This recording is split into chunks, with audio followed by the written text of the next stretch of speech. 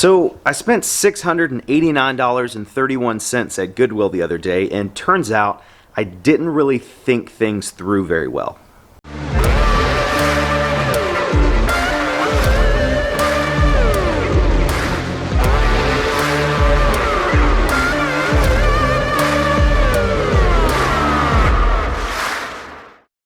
What is up, you guys? My name is Josh, also known as Hairytornado, and my full-time job is selling things on eBay and making YouTube videos about it. So going to Goodwill or any other thrift store and spending a large amount of money on items to resell for a profit is certainly nothing that's new to me. In fact, I've been picking things from thrift stores to sell online for a profit for a few years now, and I feel like in general I'm pretty good at it, but today I think my confidence got in the way a little bit. Today's video is going to be pretty short. I just want to take some time to do some Monday morning quarterbacking and go over the deal and what I got and what I was thinking as I was buying it, and then what eventually happened after I decided to stop and think things through a little bit. So I walked into Goodwill and did my normal route. I went to the shoes first, ended up picking up this pair of Nike Mercurial X shoes. Kind of dirty, but I paid $6.50 for these. They should sell for, I don't know, 40, 50, 60 bucks once I get them cleaned up. I also picked up this other pair of Nike Free Runs, a little neon yellow action. Again, dirty, but these are solid pickups. Paid $6.50 for each pair of these, and I was pretty confident in that. I didn't find anything else in the thrift store, so I went and checked out, and as I was leaving to walk out the glass doors, I was like, you know what? Let me walk over and look in the glass case up front in Goodwill. This is where they put usually a bunch of overpriced junk, but occasionally you can find some pretty nice items in there. So I walked over and saw that the case was absolutely filled to the brim with Xbox One controllers.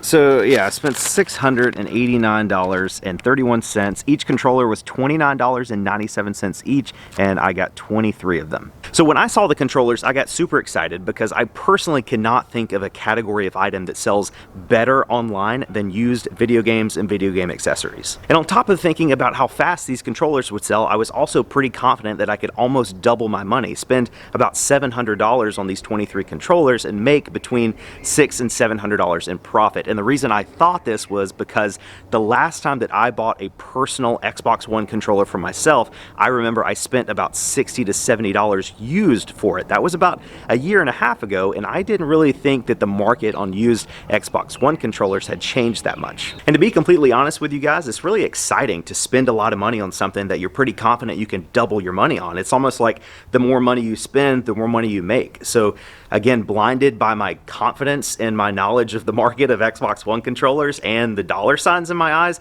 I just went ahead and paid $689.31 for 23 new open box Xbox One controllers. One thing that did make me feel a lot more confident in this buy is that my local Goodwills do allow for returns on items if they're not working. So I knew that I could buy the 23 controllers, take them home and test them, and if I had any issues at all, I did have that option to return them to the store for store credit. I know it sucks that they don't actually give cash back on item returns, but for a person like me that spends hundreds of dollars per month at Goodwill anyway, Goodwill store credit is just as good as cash. So walking out of this Goodwill, I was incredibly confident. I felt like I was just walking out with bags of cash basically because of how fast I thought these controllers would sell and for how much profit I thought I could make. But when I got home and started looking up the actual sold comps on these controllers, that's when I started to get worried. So as you can see, I got some of the classic black ones and classic white ones as well, but we also picked up that clear phantom white one that's really nice. That I thought that one's going to sell for, you know, $75 or $80. We got the red one, the blue one, the white sport edition. I bought the sport edition but in blue.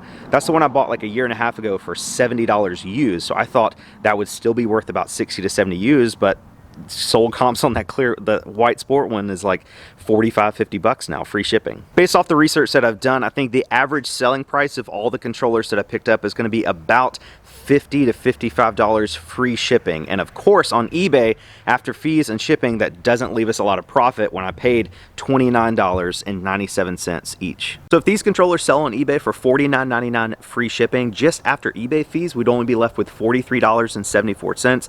Then we have to take out shipping cost on that, and these are slightly too heavy for first class. You can't just slap them in a poly bag and send them out. You probably want to bubble wrap them a little bit. So let's say they're going to cost at least $8 on average to ship. That would only leave us with $35.74, and then if we take out the original purchase price of $29.74, that would only leave us with a profit of $6 per controller, whereas in the beginning when I bought them, I thought I was going to double my money, you know, make $25 to $30 per controller. Since I do still have the receipt for these, I could have just taken them right back to Goodwill. When I did the research and found out they weren't worth as much as I thought, I could have just literally put them back in the bag, drove back 10 minutes to Goodwill, got all my money back in store credit, and been done with it. But I feel like that's taking the easy way out almost. And when I mess up a situation like this, I kind of want to be forced to do the work, you know, put in the time to get them clean and get the price tags off and listed and sold and make my $5 to $6 in profit per controller, so I learn my lesson and don't do this again.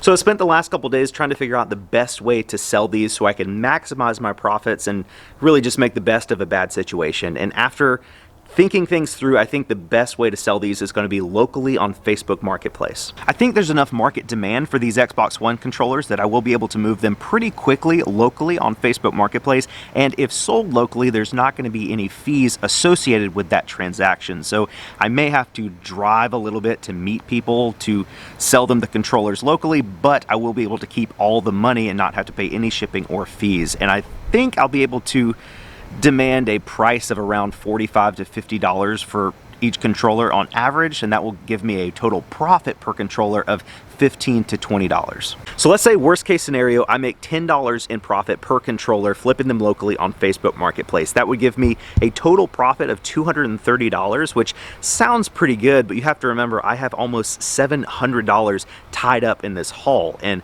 for me personally, when I invest $700 in something, I'd want a little bit better ROI than just $230, especially when factoring in the time it's going to take for me to drive and meet up with probably 23 different people to sell each of these controllers. And I just realized that I haven't even tested half of these controllers yet, and I've already found 3 that don't work. So those don't work. That knocks us down to a total of 20 best case scenario, and chances are we're probably going to find another couple that don't work as well. So now I have the additional work of testing and retesting and going back to Goodwill to get my refund for the ones that don't work, and then we're left with even fewer to sell on Facebook, which would give us a lower profit total for this haul. So more work involved, less money.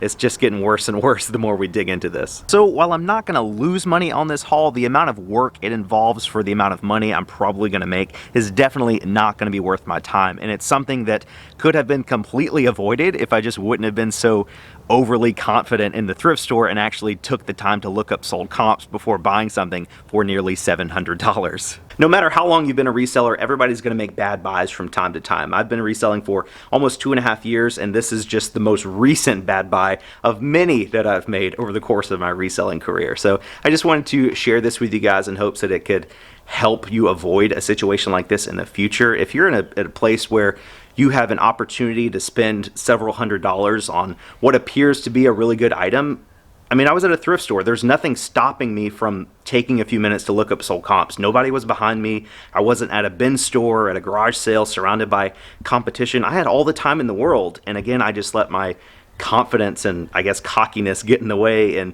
cloud my judgment. So don't do that. Take time to actually research stuff before you buy, especially if it's a pretty large purchase like this. Thank you guys so much for watching today's video. If you enjoyed it at all, take a couple seconds and hit that like button down below. It's totally free and it really helps me out a ton. And if you haven't yet, go ahead and click the subscribe button down below as well. Thank you guys again for watching. You're the best, and I'll catch you on the next one.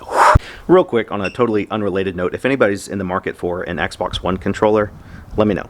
Love you so much.